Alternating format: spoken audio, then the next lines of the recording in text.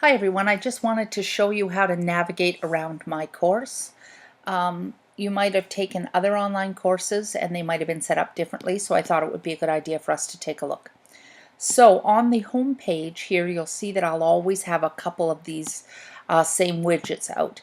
The Google App widget, which will allow you to access your Google Drive.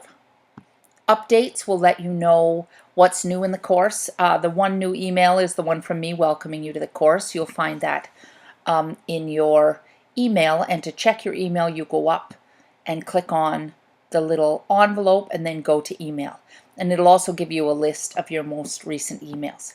If you would like to email someone else, you go to class list and then you can choose the name of the person you want to email. Click on email and then it will open up email and you can send an email. Now while we're on that subject, please don't email me with anything other than things that are confidential. So no questions about the course. All of those will be put in the discussion thread that goes along with the course. So we'll go back to course home. You'll see that there's a calendar widget here that will let you know when things are due, and that's connected to both the checklist and the Dropbox. The daily announcements, make sure that you show all news items so that you can see if there's anything new. Tomorrow, when you get on the course, because I'm making this video for you on Sunday night, you will see that there's more than one announcement here. There's also a little audio file that I made for you. You can take a look at the learning skills in this widget here. They're slightly different than the learning skills from a face-to-face course. The peg marks here, so if you get something marked on a level, you'll know what those marks are, and they're standard throughout the board.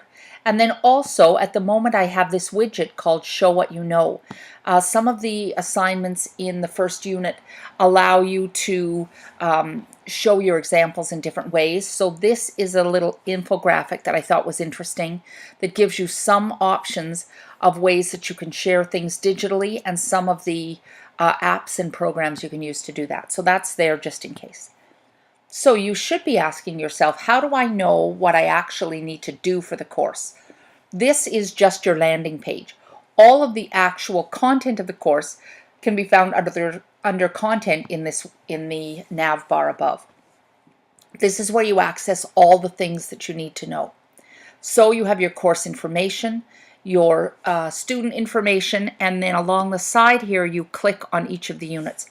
Right now the only units that you can see are Unit 0, the review unit, and Unit 1, the voice of the oppressed. And those are the units we'll be looking at this week. Unit 0 is taking a look at some of the things that you can review if you need to.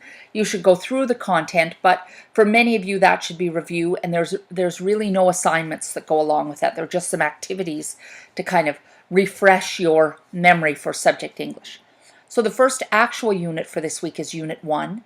I'd like you to watch this video first, and then to know what you need to get done for the week, you'll see that there is a link here called Goals Week 1, and that will bring you to a checklist, and that checklist tells you everything that you need to do this week and also the dates that they're due. So this is where you find out what's due. If you're not sure how to go about finding these things out, you will always come to content and then take a look at the goals for that week. So goals for week 1 are in Unit 1. Goals for week 2 will be in Unit 2. Goals for week 3 will be in Unit 3. And goals for week 4, which is a combination of these last units because the culminating activity is connected to the novel study, you'll find at the top of this content. It'll also give you a little progress bar. I've been through all of these because I made all of them. But this is where you find your content. So you'll click on the goals and keep coming back to those and checking them off as you've met the goals throughout the week. And then you actually start with Unit 1. Here is where you have your expectations. So this gives you the curriculum expectations that you will address during this unit. And then you can either keep going back and clicking on the next thing in the list here, or you can use these buttons at the top and to progress through. So you'll see that unlike maybe some of the other uses of D2L from your school career, that this first unit I'm actually linking to Google Documents. That's because this unit we're piloting. So this first unit, Unit 0 and Unit 1 are going to be different than some of the other students taking the course with the other teachers. The rest of the course will be pretty much the same, but I'm just taking a look at a way to kind of make the first unit a little bit more interesting. So if you're speaking to your friends and they tell you that their first unit is different, don't panic. That may be because this one is new. So in this unit, you will find Unit 1, and then A1 stands for the first activity. So the first activity is talking about language and power. And so I've given you a couple of words that you should start to be familiar with. And then as you scroll down, it gives you the content, some links for activities, and then some assignments. And the assignments have links that will take you to the drop boxes or the discussions where they need to go. And what you do is you click on those, then you choose the link below. So once you've done that, then you can click on to the next activity, which is about language and privilege. This activity is actually going to take you, as you scroll down, into a Google Classroom, and that Google Classroom has the content for this section. So really we're experimenting with going outside of D2L and then coming back into it as well in this unit. So I have a little video about how to get into Google Classroom if you've never used it before. You have to be in a Tools to Go account, which I'll reiterate again when you take a look at the video on how to do that. Also, your assignments will be here. You'll notice there's no due dates because those due dates are found in your checklist, or if it's a Dropbox, you'll also find those due dates in your Dropbox. So it gives you when the due date is. Your Dropbox will also give you the rubric, so you can take a look at that. So remember that it's the content that is the guts of the course.